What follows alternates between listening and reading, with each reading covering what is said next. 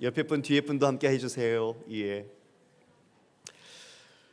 성령 충만함으로 살아가는 성도, 성령 충만함으로 살아가는 성도란 제목으로 여러분과 말씀을 나누겠습니다.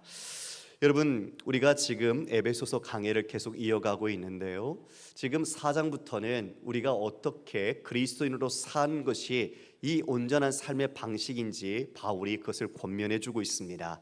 여러분 모두 예수 그리스도를 구주로 영접하고 주 앞에 지금 예배하는 성도로 서 있습니다. 그렇다면 우리의 삶은 이 세상에 살아가고 있는 가치관이나 사람들이 생각하고 있는 길과는 당연히 다르다는 거겠죠.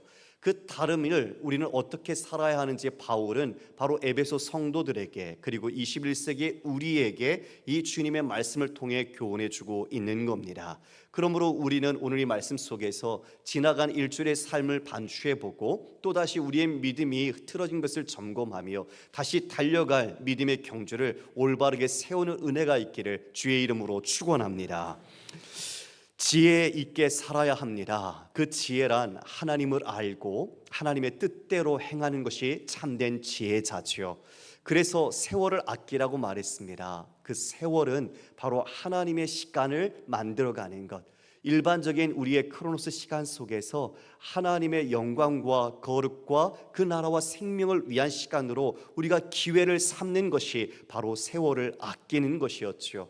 여러분, 이 말씀 지난주에 들으셨는데 여러분 한 주간의 삶 어떻게 하나님의 영광을 위해, 하나님의 나라를 위해, 또 하나님 생명의 구원을 위해서 여러분 기회를 만드셨습니까? 다시 한번 질문해야 될까요? 예, 속으로는 다 답하셨을 거라 생각됩니다. 말씀을 듣기만 하는 자가 아니라 말씀을 행하는 자가 복된 자인 줄 믿습니다. 예, 자, 오늘 그것에 이어서 이제 바울은 18절에 이와 같이 우리에게 권면합니다. 우리 18절 말씀을 함께 읽겠습니다. 시작. 술 취하지 말라. 이는 방탕한 것이니 오직 성령으로 충만함을 받으라. 술 취하지 말라, 그리고 성령의 충만, 두 가지를 서로 대조하며 이야기를 하죠. 앞서서도 빛과 어둠, 그리고 무지함과 지혜를 서로 대조하면서 무엇이 진짜 중요한지 메시지를 바울은 이야기했습니다. 바로 지금도 이 두 가지 대조의 방법을 통해서 우리가 어떻게 살아야 할지를 이야기해 주는데요, 여러분, 왜 바울은 술 취하지 말라라는 술을 모티브로 이야기를 꺼냈을까요? 그것은 지금 이 원독자인 에베소 도시의 문화하고도 연관이 있습니다. 여러분, 에베소는 미의 여신이죠. 아데미, 즉 이 아프로디테라고 하는 그 미의 여신을 숭상하기도 했지만 또 디오니소스라는 술의 신이죠. 로마식으로 말하면 바쿠스, 술의 신을 섬기는 제의가, 숭배가 있었던 것이 바로 에베소였습니다. 그래서 그 에베소에서 이 바쿠스에게 제의적으로 행할 때 가장 중요한 것이 술 취함이었습니다. 왜요? 술의 신이니까.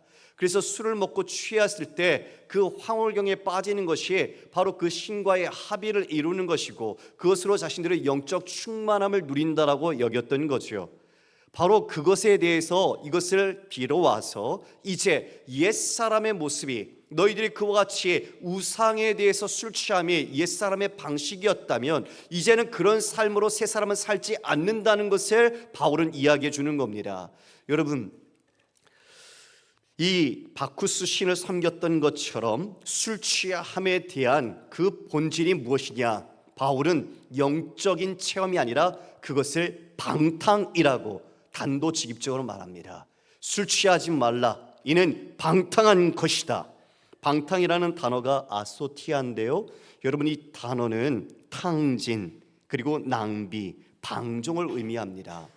누가복음 15장에 보면 둘째 아들이 아버지 유산을 가지고 나갔는데 허랑방탕하여 그 모든 것을 다 탕진하고 돌아왔지요. 바로 그때의 단어가 지금 방탕이라는 단어와 동일한 단어입니다.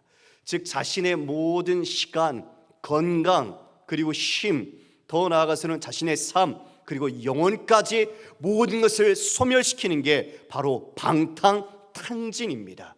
술 취함이 바로 그런 결과를 낳는다. 그것이야말로 그와 같이 신적 합일과 진정한 기쁨과 그리고 신과의 교제가 아니라 이 모든 것을 다 쓸데없는 낭비다라고 바울은 이야기한 겁니다.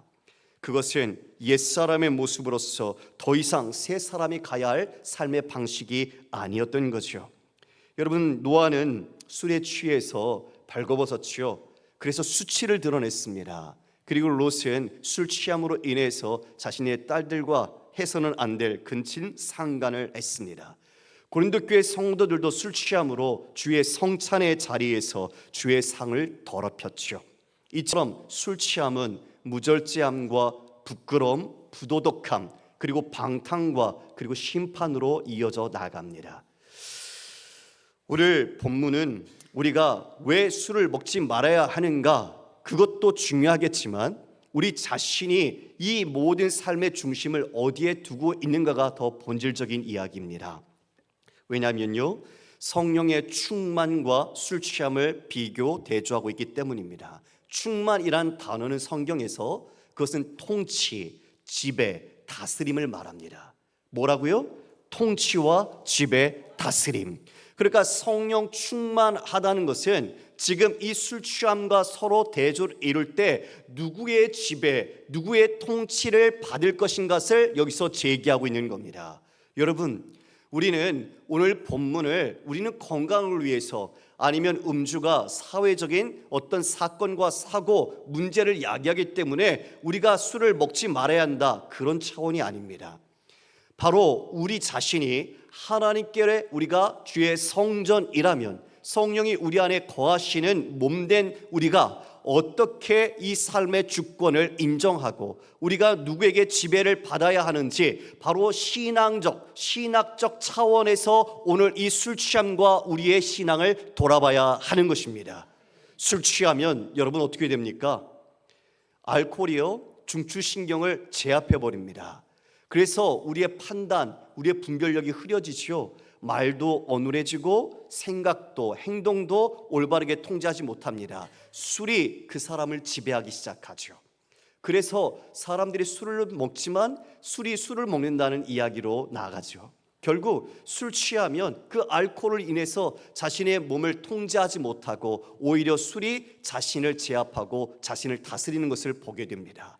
성도는 바로 새 사람은 성령의 통치를 받아야 한다는 것을 분명하게 말해주는 거예요. 여러분, 한 주간의 삶에서 여러분은 어떤 통치, 어떤 지배 아래 있었습니까?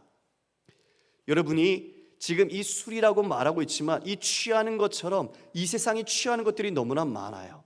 세상 사람들은 다 취해서 삽니다. 자기 자신에 취하든 아니면 명예에 취하든 돈에 취하든 권력에 취하든 그 모든 것에 탐닉되어지고 욕망 속에서 자신의 기쁨과 그리고 자신의 그 즐거움을 추구하게 되죠. 그러나 그 즐거움과 그 모든 희락은 가짜입니다. 영원하지도 않습니다. 여러분, 술 취했다가 깨어나 보십시오. 머리만 아픕니다. 대답을 안 하시는 거 보니까 모두가 다 음주를 안 해보신 것 같아요. 예, 맞아요. 후회만 들어오지요. 모든 시간, 돈, 모든 것이 다 낭비예요. 그런데 성령은요, 진정한 기쁨을 줍니다. 진정한 평강을 줍니다. 성령은 진정한 우리의 위로자가 되십니다. 세상 사람들은 자신의 삶이 불안하고 초조하고 걱정과 문제가 있으니까 술로 도피를 해요. 잠시 알코올의 힘을 빌려서 자신의 모든 감정을 쏟아붓고 싶은 거죠. 잊고 싶은 거죠. 망각하고 싶은 거죠. 그러나 현실에 돌아오면 더 많은 고통 속에 사로잡힐 뿐입니다. 삶은 피폐해질 뿐입니다. 술만 그렇습니까? 다른 것에 내가 중독된 그 순간 그것이 나의 주인이 되어서 나는 스스로 자유하지 못합니다. 그러나 우리는 주님 안에 있을 때 진짜 자유함을 누립니다. 할렐루야. 바울은 지금 이걸 대조하는 겁니다. 지금 예배소 도시에서 있는 그 바쿠스 디오니소스를 섬기는 그 제의적인 문화의 술 취함에 이방인들은 다 거기에 다 휩쓸리고 있어요. 광란의 분위기, 열정의 분위기, 그것에 이어져서 성적 타락까지. 그것이 그들의 삶의 문화였어요. 그러나 그 가운데 비록 살고 있지만 너희 예수 그리스도를 믿는 성도들은 어떻게 살아야 하는가? 너희들은 이제 무엇의 충만함으로 어떤 지배와 통치 가운데 살아야 하는가? 성령의 충만함을 받으라. 이것이 새 사람으로서 살아가야 할 삶의 방식인 겁니다. 로마서 13장 13절 이하 다른 말씀을 우리 함께 읽겠습니다. 시작. 낮에와 같이 단정히 행하고 방탕하거나 술 취하지 말며 음란하거나 호색하지 말며 다투거나 시기하지 말고. 여러분, 방탕하거나 술 취하지 말라고 분명하게 말하고 있죠. 갈라디아서 5장 21절입니다. 시작. 투기와 술 취함과 방탕함과 또 그와 같은 것들이라. 전에 너희에게 경계한 것까지 경계하노니 이런 일을 하는 자들은 하나님의 나라를 유업으로 받지 못할 것이요. 술 취함과 방탕이 패키지로 갑니다. 왜요? 술 취함은 곧 방탕으로 이어지거든요. 지금 술 취함과 방탕, 그 모든 것들은 하나님의 나라를 유업으로 받지 못한다. 당연히 하나님의 자녀에게 합당치 않은 모습이겠죠. 마지막 절 보겠습니다. 베드로전서 4장 3절 같이 있습니다. 시작.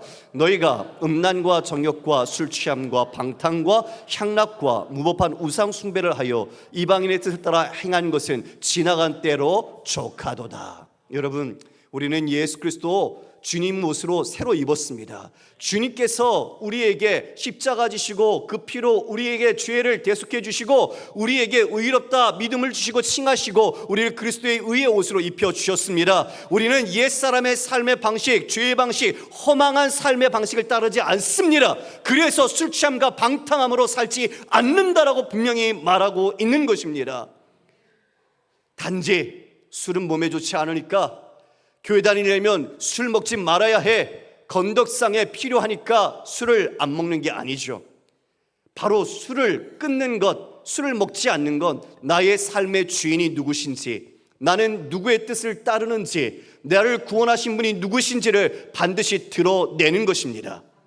그러나 또한 술을 먹지 않는다고 해서 여러분, 그것이 성령 충만하거나 자신의 구원을 담보하지 않는다는 것 또한 알아야 합니다.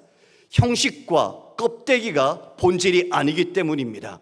누구의 지배, 하나님의 통치, 성령의 다스림을 내가 받은 것이 중요하지, 내가 술 안 먹고 담배 안 피고 나쁜 짓 안 한다고 해서 내가 그리스도인 조건을 갖추었다 말할 수 없기 때문입니다.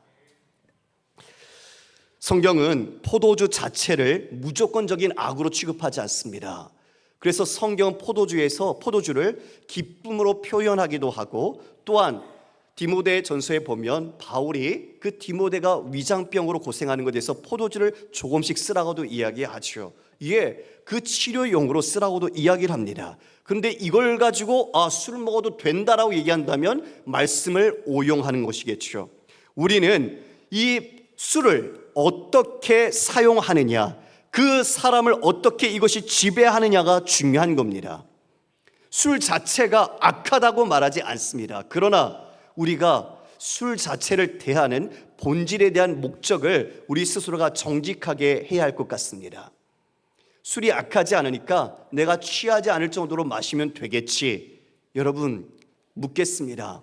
그것은 누구를 위한 기쁨이며 그것이 여러분의 마음의 중심이 누구인지를 드러내는지 먼저 분별하십시오. 우리는 하나님을 위해서 한다고 하면서도 얼마든지 나의 기쁨과 내 자신의 욕망을 추구할 수도 있습니다. 술뿐만 아니라 기타의 모든 여러 은혜와 환경조차도 우리가 그렇게 둔갑시켜서 내 것으로 만들어갈 수도 있겠죠. 분명히 말합니다. 술 취함은 죄입니다. 술 취함은 옛 방식이며 술 취함은 성령 충만과 양립할 수 없습니다. 술은 사람의 판단력과 그 분별을 빼앗아갈 뿐만 아니라 그것은 하나님께 영광도 되지 않을 뿐더러 사람들에게 교회에 덕조차 되지 않습니다. 여러분, 성령 충만에 합당한가? 여러분 먼저 질문해 보시길 바랍니다. 바울은 그래서 술 취하지 말라, 이는 방탕한 것, 이것은 모든 것을 당진하는 것, 소멸시키는 것이니 너희는 새 사람인 그리스도인은 오직 성령의 충만함, 신앙의 고백적 그리고 우리의 결단을 담아서 그 하나님의 통치, 영의 통치를 받아야 한다고 우리에게 명령하고 있는 거죠. 우리는 예수 그리스도를 영접하면 성령님이 우리 안에 내주하십니다. 안에 사시죠. 그리고 성령님은 우리의 구원의 보증처럼 인침이 되십니다. 이런 것들은 단회적입니다. 일회적입니다. 그런데 성령 충만함을 받으라는 지속적인 명령입니다. 한순간 내가 예전에 성령 충만을 경험했다, 그것으로 끝나는 게 아니라 매일매일 지금 내가 성령 충만함으로 받고 살아가라는 것입니다. 이것은 명령입니다. 왜요? 그리스도인이라면 이 삶의 방식을 누구나 예외 없이 따라야 하기 때문이죠. 에베소 성도들뿐만 아니라 21세기 우리 자리에 있는 우리 모두가 이 명령 앞에 우리 또한 순종해야 할 것입니다. 자, 성령 충만. 그러면 성령 충만이란 과연 무엇일까요? 여러분, 성령 충만하면 어떤 것이 떠오릅니까? 막 황홀경, 입신에 드는 그런 모습들, 아니면 신비적인 체험들, 여러분 그것이 성령 충만일까요? 아니요. 성령 충만은 오히려 더 영적인 분별력과 그리고 판단력을 뚜렷이 가져오는 것입니다. 성령 충만은 첫 번째로 황홀경이 아니라 말씀으로 생각이 지배되는 것입니다. 다시요. 성령 충만은 말씀으로 우리의 생각이 지배되는 것이다. 성령 충만은 감정적 흥분도 그리고 신비적인 체험을 하는 것이 아닙니다. 골로새서 3장 16절 말씀 우리 함께 읽습니다. 그리스도의 말씀이 너희 속에 풍성히 거하여 모든 지혜로 피차 가르치며 권면하고 시와 찬송과 신령한 노래를 부르며 감사하는 마음으로 하나님을 찬양하고. 오늘 본문에서도 이후에 성령 충만한 모습들이 나타나는데요, 그 중에 중요한 것이 찬양의 모습이 나오는데, 지금 골로새서에서도 마찬가지로 시와 찬송과 신령한 노래로 감사로 나갑니다. 그런데 그 이유와 원인을 보니까요, 그리스도의 말씀이 바로 우리 속에 풍성히 거한다라고 표현하고 있죠. 즉 성령 충만은 그리스도의 말씀, 하나님의 말씀이 우리 안에 충만한 것입니다. 다시요, 성령 충만은 바로 하나님의 말씀이 우리 안에 충만히 거하는 것입니다. 그래서 성령님은 말씀으로 우리에게 판단하시고 우리에게 분별하시고 우리를 인도해 가십니다. 그래서 우리는 날마다 하나님의 말씀을 가까이 하고 그 말씀을 묵상해야 합니다. 그 말씀이 우리 가운데 거하고 우리 안에 충만할 때 성령께서는 우리의 생각을 하나님의 말씀으로 이끌어 주셔서 하나님의 뜻 가운데 우리가 순종할 수 있도록 인도해 가시는 거죠. 이것이 성령의 통치 다스림이십니다. 그래서 성령 충만과 말씀 충만은 뗄래야 뗄 수 없습니다. 여러분, 말씀을 얼마나 가까이 하고 계십니까? 여러분이 얼마나 말씀을 늘 묵상하고 그 말씀을 붙잡고 살아가고 계십니까? 너무 바쁜 삶을 살고 있지요? 눈코 틀 새 없이 분주한 삶을 살고 있지요? 그럴수록 우리는 말씀을 우리의 마음속에 새겨야 합니다. 그리고 그 말씀을 통해 성령께서 주시는 분별력과 인도하심을 따라서 순종해야 합니다. 이것이 성령 충만한 자가 살아가는 삶의 모습입니다. 두 번째로 성령 충만은 한 번의 사건이 아니라 매 순간의 순종입니다. 성령 충만은 매 순간의 순종이다. 여러분, 그리스도인이든 모든 인간이든 다 모두가 지금이라는 시간, 현재라는 시간만을 살아갑니다. 우리는 내일을 이야기하지만 우리는 내일이 되면 내일은 오늘이 되어 있고 내일을 결코 살 수가 없죠. 과거로도 돌아갈 수 없습니다. 그래서 우리는 모두가 지금 이 순간 바로 이 자리에서 우리가 성령 충만을 사모하고 간구하고 성령 충만해야 하는 것입니다. 내가 이제 앞으로 해야지, 내가 기도 열심히 해야지, 내가 하나님 말씀을 더 가까이 해야지. 예, 중요하죠. 그러나 그것은 미룰 일이 아니라 지금 우리의 모든 중심을 다해서 바로 내 존재, 내 주인이 누구신지가 바로 주님을 향하는 그 모든 중심과 태도 속에서 성령 충만함으로 걸어가는 것으로 나타나는 거죠. 그래서 바로 이 순간이 중요합니다. 성령 충만함으로 걸어가라. 바로 우리 모든 성도가 오늘 이 시간 이 말씀을 듣고 결단해야 되고 또한 주님께 간절히 기도해야 되는 이유가 바로 여기에 있는 것입니다. 여러분들 성령 충만함을 받으라, 이 명령 속에는 우리가 그것을 쟁취하는 것이 아니라 하나님께서 베풀어 주셔야 합니다. 하나님께서 주시는 은혜로 우리는 성령 충만할 수 있습니다. 그래서 우리는 늘 기도의 제목에서 이 성령 충만을 빼서는 안 됩니다. 여러분, 셋째로 성령 충만하면 바로 그 사람은 그리스도를 닮아갑니다. 여러분, 누구를 닮아간다고요? 맞습니다. 예수 그리스도를 닮아갑니다. 고린도서 3장 18절, 로마서 8장 29절 말씀 함께 읽습니다.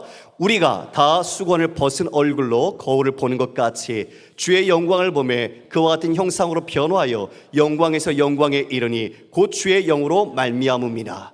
하나님이 미리 아신 자들을 또한 그 아들의 형상을 본받게 하기 위하여 미리 정하셨으니 이는 그로 많은 형제 중에서 맏아들이 되게 하려 하심이니라. 고린도서의 말씀에 보면 주의 영으로 말미암아 우리가 주의 영광을 바라볼 때 어떻게 된다고요? 그와 같은 형상으로 변화된다. 예수 그리스도로 우리가 변화되어지는 형상의 모습을 가지게 된다 말하고 있죠. 또 하나님께서 우리를 미리 정하시고 부르신 그 모든 목적은 아들의 형상을 본받게 하기 위해서라고 말씀하고 있습니다. 여러분, 맞아요. 성령 충만은요, 주님의 말씀이 내 안에 가득 거하시는 것지만 그 말씀 속에 우리는 하나님이 어떤 분인지, 우리 주님이 어떤 분인지를 알게 되죠. 그래서 우리는 그 주님, 그분을 닮아가기 시작합니다. 바로 성령 충만은 성령의 열매로 이어지는데 그 열매가 예수 그리스도의 성품, 주님이 어떠한 마음을 가지셨는지를 바로 우리 모두가 닮아가고 맺게 된다는 거죠. 갈라디아서 5장 22절 이하의 말씀입니다. 오직 성령의 열매는 사랑과 희락과 화평과 오래 참음과 자비와 양성과 충성과 온유와 절제니 이 같은 것을 금지할 법이 없느니라. 여러분, 이 성령의 열매 지금 여러 가지로 나열되고 있지만 이 모든 것은 열매라는 프토코스, 단수로 표시되어 있습니다. 성령이 내주하는 사람, 그리고 성령 충만함을 받아서 자라가는 사람은 이 모든 성령의 열매를 맺어갑니다. 근데 이 열매는 여러분, 세상이 바라는 성공하기 위한 능력, 자신의 가치를 돋보이기 위한 자랑과 자격, 이런 것들이 아니에요. 다 성품과 관련된 요소, 예수님께서 가지셨던 그리스도인의 성품으로서 우리에게 이것을 닮아가라고 우리에게 말씀하고 있는 거고, 우리는 이걸 맺어가는 겁니다. 예수 믿었는데 사람 안 변했다고요? 제대로 안 믿은 거죠. 성령님이 그 안에 거하시고 예수님을 닮아가면 우리는 변하게 되어 있습니다. 할렐루야. 예전엔 다혈질이었어요. 예전엔 그냥 툭하기만 하면 욱했어요. 예전엔 못 참았어요. 그런데 아니요, 예수님을 믿고 예수님 내 안에 계시고 성령으로 우리가 그 성령 충만함으로 자라가면 그 분노 속에서 우리는 인내하게 됩니다. 온유하게 됩니다. 절제하게 됩니다. 사랑하게 됩니다. 그리고 선을 베풀게 됩니다. 그리고 더 나아가 내 자신을 내어주는 십자가의 사랑을 하게 되는 겁니다. 사람 변합니다. 분명히 복음은 사람을 변화시키는 하나님의 능력입니다. 그러므로 여러분, 복음을 여러분 붙잡길 원합니다. 여러분, 네 번째로 성령 충만은 육체를 이기는 유일한 길입니다. 육체란 하나님을 거스르는 모든 죄성, 그리고 그 모든 세력을 상징합니다. 갈라디아서 5장 16절 17절 말씀입니다. 내가 이르노니 너희는 성령을 따라 행하라. 그리하면 육체의 욕심을 이루지 아니하리라. 육체의 소욕은 성령을 거스르고 성령은 육체를 거스르나니 이들이 서로 대적함으로 너희가 원하는 것을 하지 못하게 하려 함이라. 여러분, 성령을 따라 행하면 육체의 욕심을 이루지 않습니다. 두 가지가 곤고하게 우리 안에서 싸울 때 우리에게는 내주하시는 성령을 따라 성령의 충만함을 구하며 성령을 따라 행할 때 그 모든 육체의 죄성, 우리의 악한 욕망, 사탄의 유혹, 이 모든 것들을 물리쳐 내가 이길 수 있는 것이죠. 그러므로 우리는 성령을 따라 행할 때 이 육체의 죄의 열매들을 맺지 않게 되는 겁니다. 로마서 8장에서도 영으로서 몸의 행실을 죽이면 살리라라고 분명하게 말씀하고 있습니다. 육체의 일, 그건 과연 무엇일까요? 육체를 따라 행할 때 어떤 일들이 삶의 결과로 모습으로 드러날까요? 여러분, 갈라디아서 5장 19절 이하의 말씀입니다. 육체의 일은 분명하니 곧 음행과 더러운 것과 호색과 우상숭배와 주술과 원수 맺는 것과 분쟁과 시기와 분냄과 당기는 것과 분열함과 이단과 투기와 술 취함과 방탕함과 또 그와 같은 것들이라. 전에 너에게 경계한 것 같이 경계하노니 이런 일을 하는 자들은 하나님 나라의 유업을 유업으로 받지 못할 것이요. 여러분, 육체의 일은 분명하답니다. 드러나고요. 다 알 수 있다. 이 모든 것이 음행, 더러운 것, 호색, 성적인 타락들, 우상숭배와 주술, 원수 맺고 파당하고 분쟁하고 시기하고 분내고 이 모든 분열함과 이당, 그리고 투기와 술 취함과 방탕함, 이 모든 것들이 누구의 일이라고요? 육체의 일. 하나님이 기뻐하지 않는, 하나님을 거스르고 대적하는 죄의 열매인 거죠. 성도 여러분, 우리는 두 가지 열매 속에서 우리 자신이 어떤 정체성과 뿌리를 두고 있는지를 볼 수가 있습니다. 성령의 열매를 맺고 있는가, 아니면 이 육체의 일들이 내 삶에 여전히 내가 많은 곳에 관여하고 있는지, 참여하고 있는지 여러분 분별하십시오. 그리고 만약 그렇더라도 돌이키십시오. 복음은 그 모든 자리에서 주께로 돌이킬 때 다시 주님의 은혜와 성령으로 열매 맺을 수 있도록 하나님께서 은혜를 주실 것입니다. 내가 누구를 지배를 받느냐, 통치를 받느냐, 바로 그것은 나의 주인이 누구냐를 드러내는 것이죠. 그거에 따라서 그 열매는 자연스럽게 맺혀갑니다. 우리는 내적으로 우리가 예수 그리스도를 닮는 신앙 인격을 우리는 열매 맺는 그리스도인입니다. 그렇게 성령 충만할 때 여러분 삶에 어떠한 모습이 나타날까요? 바울은 세 가지로 그것을 오늘 말해줍니다. 19절 우리 함께 읽어볼까요? 시작. 시와 찬송과 신령한 노래들로 서로 화답하며 너희의 마음으로 주께 노래하며 찬송하며. 성령 충만한 사람은 찬양하는 사람이 됩니다. 여러분, 찬양은요 공연하는 게 아니죠. 사람을 향해서 부르는 게 아닙니다. 하나님을 향하여 부르는 찬송이 바로 찬양입니다. 주님을 높이며 주의 영광을 노래하는 것이 바로 찬양이고 예배인 거죠. 성령 충만한 사람은 그 영혼이 구원의 기쁨으로 인해서 하나님 앞에 찬송이 터져 나옵니다. 여러분, 우리가 죄에서 노임을 받고 하나님의 자녀가 되었고 주님이 내 안에 계시고 나와 동행하신다는 것, 이것을 정말 깊이 자각하고 그 은혜를 누릴 때 우리의 입술에선 찬양이 나올 수밖에 없습니다. 노래를 잘해서요? 아니요. 음악 실력과 상관없어요. 음조가 틀려도 하나님께서 주신 그 기쁨이 내가 어떻게든 그 기쁨을 표현하고자 하는 것이 찬양으로 나오는 거예요. 시와 그리고 찬송과 신령한 노래, 악기를, 목소리를, 모든 것을 동원해서 하나님께 영광을 돌리는 찬송이 나오는 것이 성령 충만한 사람의 자연스러운 삶의 예배더라, 이렇게 말하는 거죠. 예, 여러분 은혜 받아보십시오. 이제 길 딱 나가면요, 나가는 순간 뭐가 나오죠? 찬송이 나와요. 예, 그런데 어떤 분들은 나가자마자 다른 노래가 나오면 안 되겠죠? 그렇죠 여러분?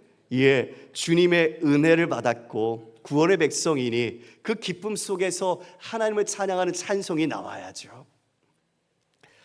두 번째로 성령 충만한 사람은 어떤 사람일까요? 우리 20절 함께 읽겠습니다. 범사에 우리 주 예수 그리스도의 이름으로 항상 아버지 하나님께 감사하며. 여러분, 성령 충만한 사람은 하나님께 감사하는 사람입니다. 어떤 사람이요? 감사하는 사람. 찬양과 감사는 같이 갑니다. 감사하면 찬양하게 되어 있고요, 찬양하는 사람은 감사를 노래하게 되어 있어요. 그래서 이 감사하다는 것은 바로 내 마음속에 그 감사의 근원이 하나님이시고 하나님께서 이루신 것을 아는 사람만이 감사할 수 있습니다. 내게 주어진 은혜 또한 감사할 수 있겠죠. 그러나 진정한 본질적인 감사의 내용은 하나님과 그분이 우리에게 이루신 구원입니다. 그것을 우리는 늘 감사하면서 하나님 앞에 찬송으로 나가는 거예요. 그래서 지금 내 형편이 어떠하든지, 내가 과거에 어떠한 상처와 아픔이 있었든지, 아니면 미래에 내 불안과 초조와 염려가 있든지 더 이상 두렵지 않아요. 왜요? 주님이 나와 함께 하시고 나는 주님의 자녀고 주님은 나를 책임지시기 때문에. 그러므로 어떤 순간에서도 감사를 잃지 않습니다. 그래서 지금 바로 믿음으로 그 삶을 해석하며 주님 앞에 서서 믿음의 감사로 주님과 동행하게 됩니다. 자, 세 번째로 성령 충만한 사람은 어떤 사람일까요? 우리 21절 함께 했습니다. 시작. 그리스도를 경외함으로 피차 복종하라. 여러분, 성령 충만한 사람은 복종하는 사람입니다. 그리스도를 경외함으로. 하나님, 우리 주님을 향하여 그분이 크심을 알고 그분을 향한 존중함, 그리고 그 경외함으로 떨림 가운데 우리가 낮추는 거죠. 이 당시 로마는요, 힘으로 사람들을 평화와 통치를 했던 시대입니다.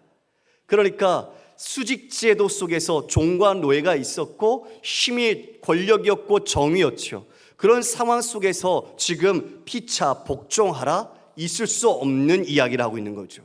새 사람, 하나님의 나라를 사는 사람 말이 피차 복종할 수 있는 겁니다. 왜요? 자신을 부인하지 않으면, 자기 중심성을 버리지 않으면 복종할 수 없습니다. 왜 사람들이 어려움을 겪습니까? 왜 관계가 복잡해집니까? 내가 주인 되려고 하기 때문이죠.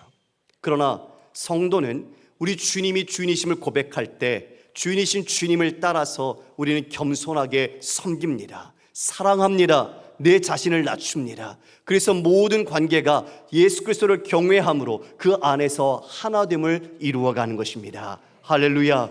여러분의 가정이, 직장이, 여러분 안에 있는 공동체가 어지럽습니까? 관계의 아픔을 겪고 있습니까? 여러분 돌아보십시오. 누가 주인인가? 누구의 지배를, 통치를 받고 있는가? 정확하게 영적 진단을 해보시길 바랍니다. 성도 여러분, 오늘 말씀을 우리가 함께 적용했으면 좋겠습니다. 여러분은 지금 이 술 취하지 말라, 이는 방탕한 것이니 오직 성령의 충만함을 받으라, 이 거룩하고 준엄한 명령 앞에 여러분의 삶은 누구의 통치와 누구의 체험, 그리고 누구의 다스림을 받고 있는지 정직하게 돌아봅시다. 예수님을 믿는다는 것이 내 인지적인 하나의 동의와 그리고 우리의 정신적인 작용이 아니라 내 삶의 전 존재에 대한 주님을 향한 인정이라면, 여러분 안에 주께서 함께 하신다면, 그리고 동행하신다면, 여러분이 다스림을 받고 여러분의 주인이 누구인가는 우리가 단지 답을 말하는 정도가 아니라 삶으로 증명하고 응답해야 할 것입니다. 바로 그것이 지금 여러분의 삶의 자원들, 여러분의 시간들, 여러분 자신을 어떻게 사용하고 있는지, 어디에 취해서 쓰고 있는지 여러분 그것을 진단하십시오. 돈, 그리고 자신의 건강, 그리고 자신에게 주어진 많은 시간들, 이것들이 지금 어디에 주인으로서 쓰임받고 할애당하고 있습니까? 정신 차리십시오. 이 시간에 졸면 안 됩니다. 여러분 깨어 있어야 합니다. 우리가 오늘 이 말씀 앞에 저부터 우리 모두가 성령 충만하게 하여 주옵소서. 매일매일 성령 충만함으로 주님과 동행하며 그 말씀을 가까이에서 그 말씀으로 주님의 뜻을 분별하고 성령의 인도하심을 받아 구원의 완성된 그날까지 살아갈 수 있도록 우리를 이끌어 주옵소서. 우리 이렇게 기도해야 할 것입니다. 누가 지혜로운 자입니까? 성령 충만한 자입니다. 누가 어리석은 자입니까? 성령 충만하지 않은 자입니다. 지금 우리가 함께 이 말씀을 듣고 있지만 마음을 열지 않고 주님을 모시지 않고 성령 충만함을 위해 기도하지 않는 자가 어리석은 자입니다.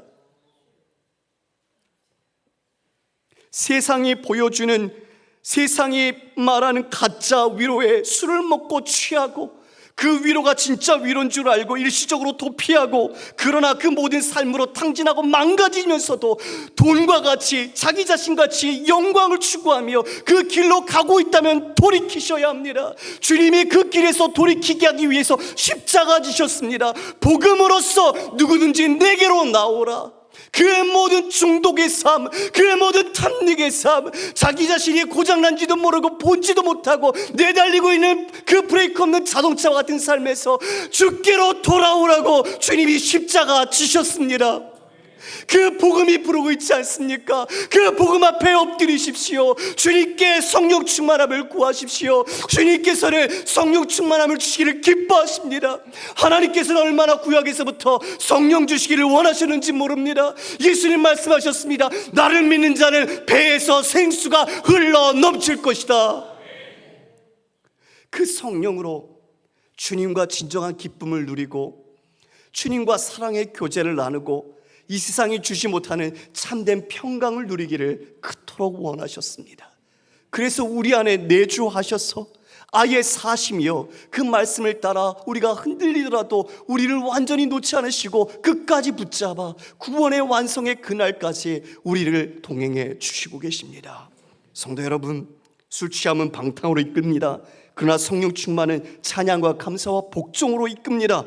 술 취함은 현실을 도피하게 만듭니다. 그러나 성령 충만함은 현실 속에서 믿음으로 그것을 감당하게 합니다. 그러므로 우리는 참된 위로자이신 성령, 진정한 기쁨과 평강을 주시는 보혜사 성령께 우리 모두가 충만함을 구하십시오. 날마다 말씀을 가까이 하시고 묵상하십시오. 그리고 그 성령 충만함으로 진정 우리의 입에서 찬양이 터져나오기를 원합니다. 얼마 전에 집회에서 성악가들이 노래를 불렀습니다. 소프라노 한 여성 교수님이 찬양을 하는데 프로잖아요.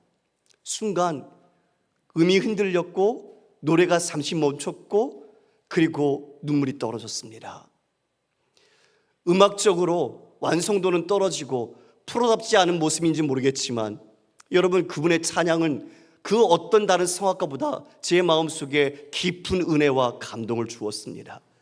하나님을 사랑하고 주님을 경외하기에 진정 자신의 모든 영혼을 담아서 그 가사의 고백으로 하나님께 올려드린 찬양이야말로 주님이 기뻐 받으시는 영광의 찬송인 줄 믿습니다.